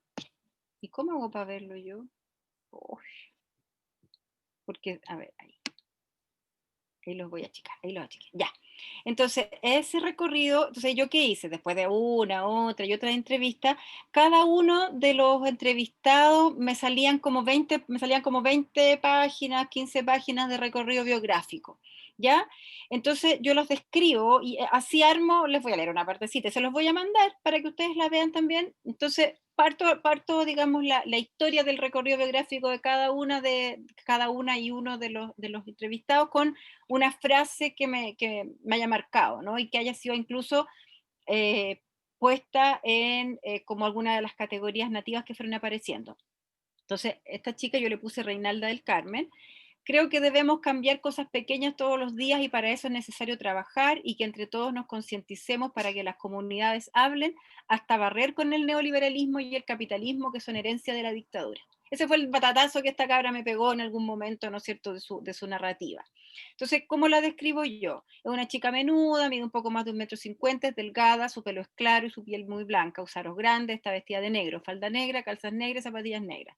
Su chaqueta es negra también, es amable, se ríe con facilidad, no tiene problemas en hablar. En un momento me dice que le gusta este ejercicio y que se entretiene. Nos interesa mucho en el sentido de mi investigación y frente a cualquier pregunta responde largamente. En un momento tengo la sensación de que está contenta con ser entrevistada y me lanzo a conversar con ella. Es reflexiva y el discurso del feminismo está instalado en la mayoría de sus respuestas. Reinalda es estudiante de pedagogía en historia, tiene 23 años, está en 8º semestre de su carrera. Vive en la comuna de La Florida con su hermana y su mamá en una villa de carabineros que se forma en los años 80 como una cooperativa donde su abuelo tiene la oportunidad de optar a una casa sin ser parte de la policía. El crecer cerca de sus abuelos hace que su vida familiar cuando era pequeña sea de mucha cotidianidad, de cercanía con sus abuelos, principalmente por la necesidad que tiene su madre de que ellos ayuden a cuidar a las niñas mientras ella trabaja. Por lo que me relata, entiendo que su madre se define como madre soltera, lo que significó el esfuerzo de trabajar y cuidar a sus hijas sin mayor apoyo. Reinalda señala que su infancia en la villa siempre fue una vida muy de barrio, donde se conocen los vecinos y con amigos que vivían cerca. Su recuerdo de esa época es buena, sin embargo, no gusta mucho de detenerse ahí. Le interesa mucho más su presente y no ve mayor relación entre esas vivencias y quién es hoy. Su madre trabaja de vendedor en una empresa de cemento y su hermana asiste a un colegio particular subvencionado de la misma comuna. Al preguntarle por su padre, evita hablar de él. Ante mi insistencia, me dice que no sabe de él hace mucho tiempo, que no es parte de sus vidas. Decido terminar con el interrogatorio al respecto, pues noto incomodidad en ella cuando insisto en la pregunta. Ella no quería estudiar en la universidad, pero sintió un compromiso profundo con su mamá, quien había trabajado mucho para que ella pudiera estudiar. Además, su madre se lo hace saber claramente cuando ella sale del colegio, por lo tanto el compromiso aumenta. La presión es fuerte, pero su madre siempre quiso haber tenido la posibilidad de estudiar en la universidad, sin embargo se embarazó, esperándola a ella, siendo muy joven, por lo tanto ya no tuvo la posibilidad económica de hacerlo. En ese sentido, Reinalda dice que su mamá estaba feliz cuando ella logró ingresar, pues es una mamá soltera que ha trabajado mucho por sus hijas y no quería ver en su hija la historia repetida. Le aterrorizaba pensar en su hija sin estudios y posiblemente embarazada.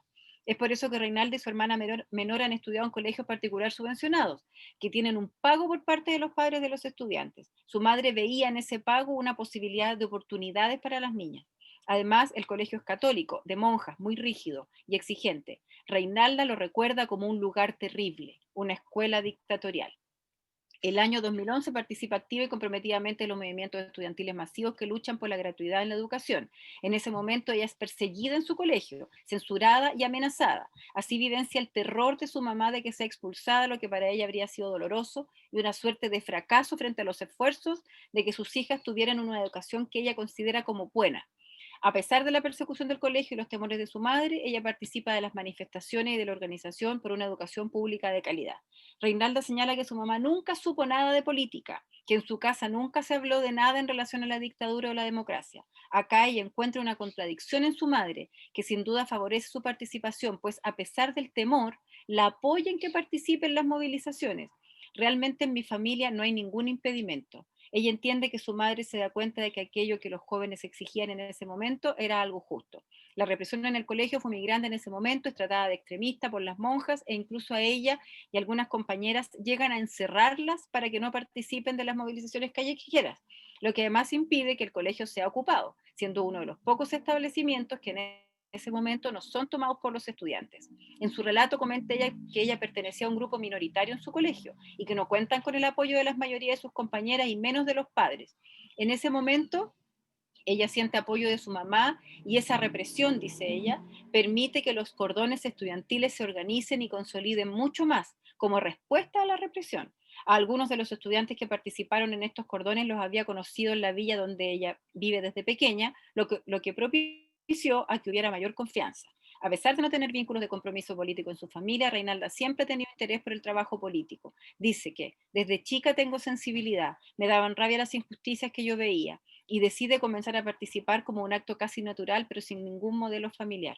Alrededor de los 15 años ingresa a lo que ella llama mi primer colectivo. No recuerda su nombre exacto, pero dice que es algo así como Educación Popular Marxista-Leninista.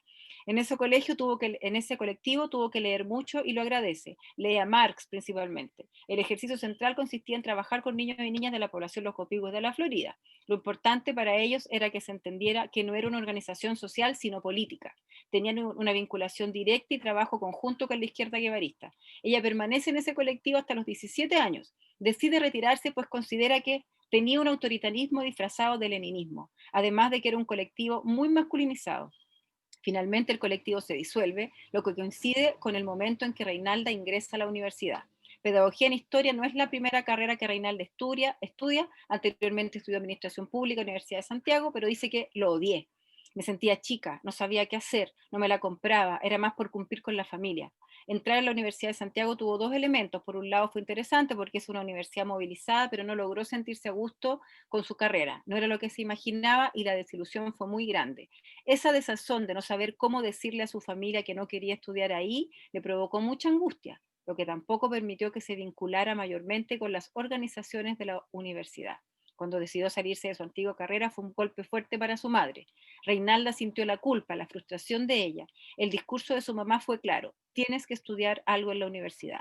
La joven sabía que no podía fallarle y comienza a buscar qué estudiar, en una dependencia emocional muy fuerte de su madre y en una necesidad de no salirse del camino que ya había trazado para sus hijas.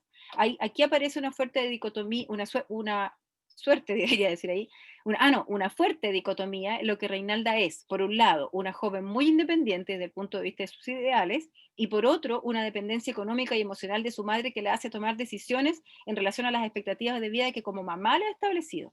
Es ahí cuando llega Pedagogía en Historia.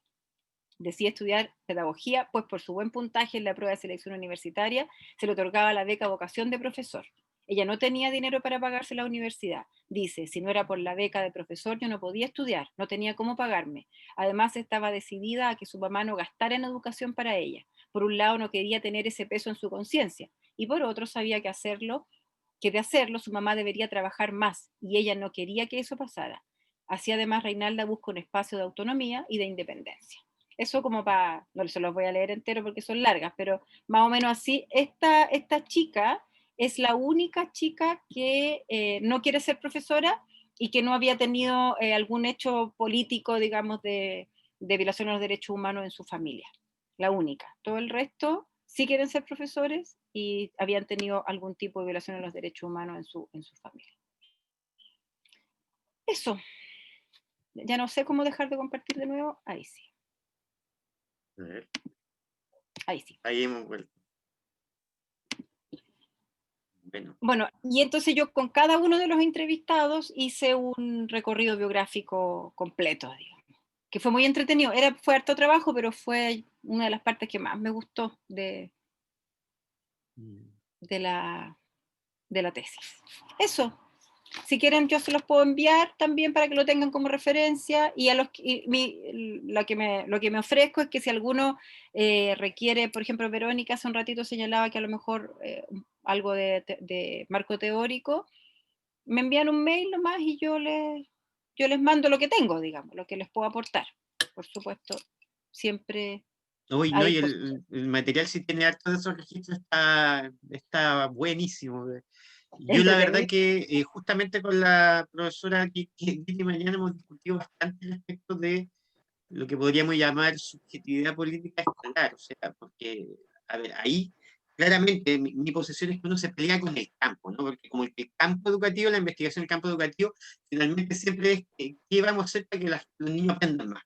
No nos interesa su opinión, no nos interesa quiénes son, cómo aprenden más, porque eso es bueno de por sí. Eso es como la investigación en educación. Y con aporte del ámbito de la administración, del mundo del management, y con cierta neurocognitivismo que ocurren que a ver cómo hacemos para que los niños aprendan más. Pero sin embargo, por ejemplo, en el caso chileno, ha habido una línea de continuidad de conflictos sociales que han estallado en el ámbito escolar, pues 2006, 2011, incluso 2019. Entonces, igual yo creo que vale la pena tener ese material para preguntarnos qué está pasando en estas escuelas que nosotros queremos que aprendan más y que el mundo de la investigación educativa está mirando así, hacia allá, pero que reacciona de manera desafiante, rebelde. O sea, ahí hay una cuestión como bien que yo creo interesante de mirar y que, bueno, ahí hay un material con el que contamos. Mira, hay otro elemento que a mí me empezó a pasar también, que yo miraba que en las investigaciones, pero no fue eso lo que me llevó a investigar, pero que yo miraba que en las investigaciones nunca está la voz de los estudiantes. Nunca está la voz de los estudiantes, nunca. Y menos los universitarios, ¿no? Sí, Entonces, sí, esa parte como que me llamó la sí. atención, y por eso yo continué. Cuando me gané el fondo después, que terminamos ya hace como un año atrás, seguimos en el fondo en la misma línea investigando, haciendo más recorridos biográficos de más estudiantes, no de pedagogía, y fue súper interesante. Y ahora yo estoy participando, eso sí, como co-investigadora, de una investigación con jóvenes con discapacidad intelectual. Y eso sí que me ha llamado mucho la atención, porque estamos intentando hacer esto mismo con jóvenes con discapacidad intelectual, que a ellos sí que nadie les ha preguntado nunca qué opinan, qué quieren, cómo se vinculan. Marcela, ¿Mm? sí, Marcela, mira, sabes que primero, perdona que te interrumpa, pero ya como va siendo corto el tiempo, yo nunca intervengo mucho, pero sí tengo que decir que tu presentación me ha ilusionado mucho más con la mirada que estoy teniendo para mi propia investigación. Me gusta muchísimo lo que acabas de decir, de tomar, de aprender, ¿no es cierto?, de las mismas personas con las cuales viven y se sitúan en sus propios contextos para poder mirar la realidad, volver a construirla o reconstruirla y en el fondo comprender cómo ellos están comprendiendo estos conceptos que tú hoy día has declarado y que nos llevan a mirar y repensar quizás cómo estamos llevando a cabo este proceso educativo, porque hablamos, tú dijiste en algún momento la importancia de trabajar la democracia con los niños desde que son pequeños, pero si seguimos pensándola desde cómo nos dicen o cómo son las directrices ministeriales, donde hay gente que habla de democracia y otros conceptos, y todo, en realidad, todo lo que se presenta en el currículum está pensado desde ello, y no de sus propios contextos, me parece muy importante, muy significativo lo que aporta esta investigación.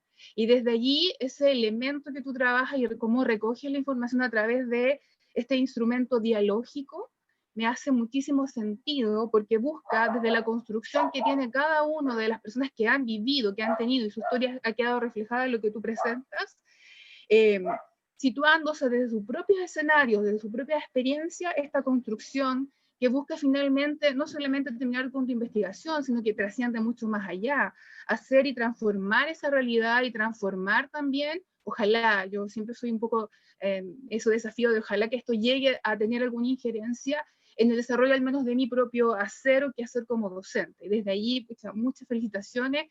Sí me interesa muchísimo lo que tú has señalado en relación al instrumento dialógico, porque no te posicionas como el investigador desde un espacio donde mira y recoge y construye de acuerdo a al marco teórico, a lo que existe la teoría, sino que recoge justamente lo que el otro está viviendo, sintiendo y comprendiendo justamente de ello. Me alegra muchísimo mirar y pensar que a partir de esta investigación estamos mirando que no es que los jóvenes, y aquí hasta yo me incluyo, no es que en algún momento yo no creía en la democracia, sino que la entendíamos, y supongo que todos los que estamos aquí la entendemos de una manera diferente, pero el recoger el interés o el conocimiento del otro construye, y ahí, bueno, creo que es sumamente importante e interesante tu aporte. Me encantó la idea, lo que acabas de contar, este trabajo con las personas con discapacidad, te cuento que soy educadora diferencial y por lo tanto desde allí veo cómo muchas veces en la recogida de la información, el diálogo que puedan iniciar las personas con discapacidad no he escuchado, por lo tanto me llama muchísimo este trabajo que tú estás planteando como un elemento que enriquece muchísimo lo que podríamos hacer. Y bueno, como mi propia investigación está mirando hacia la pedagogía, perdón, hacia la acción, a la investigación-acción participativa y toma elementos justamente de lo que son las entrevistas dialógicas.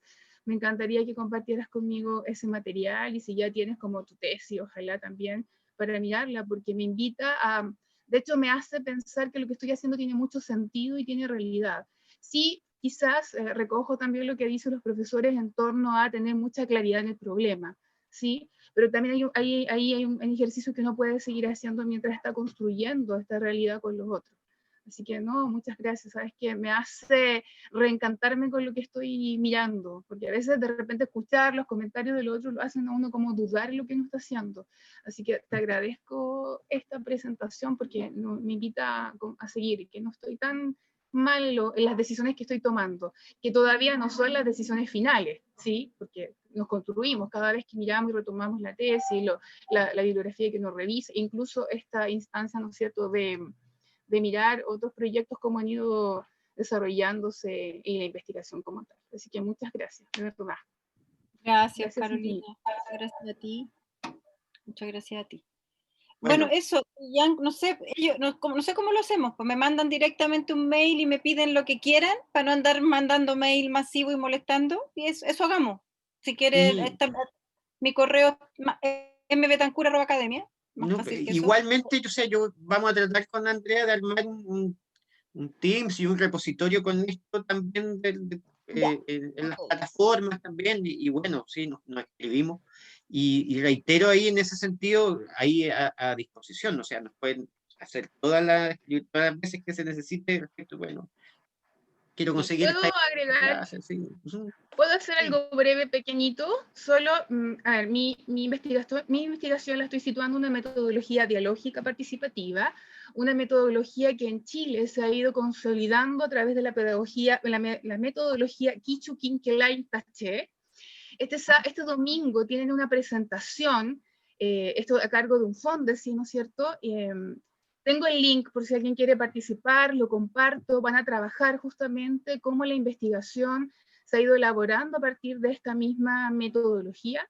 Es una investigación internacional, es gratuita, así que si alguien se interesa, comparto, tienen que inscribirse. Lo único complejo es que el horario es de la 1 hasta las 17 horas, y todavía no se sabe en qué momento participa justamente este espacio con la representante de Chile, pero van a haber otras ponencias y me parece interesante que pudiesen ver allí. Yo comparto con ustedes esa información y bueno, creo que también Marcela podría ser un espacio donde encuentres no sé, un respaldo a lo que estás haciendo, porque hay un grupo de investigación aquí en Chile que está fuertemente ahí vinculándose y donde ha logrado reconocer la metodología Kinchu Kinkelain Taché como una nueva elemento de investigación reconocido a nivel internacional, así que, y desde la investigación, así que también ahí voy a compartir con ustedes, ojalá puedan participar. compártelo. Como ¿Y hay qué votaciones, es un horario complejo. Sí. ¿Cómo? El domingo. El domingo, sí. Nos metemos un Es poquito internacional. ¿Sí? antes de celebrar. Supongamos que vamos a celebrar. Sí. Oye, Bueno, ahí podría ser. Caroline, tenemos, o sea, Sí. tenemos unos correos, entonces pueden verlo ahí y nosotros, insisto, vamos con Andrés, tenemos que ordenar un poco lo que va a ser como el repositorio en las plataformas, así que, claro, vamos compartiendo eso, vamos compartiendo contactos, nexo, información, eso es sumamente, yo creo, relevante.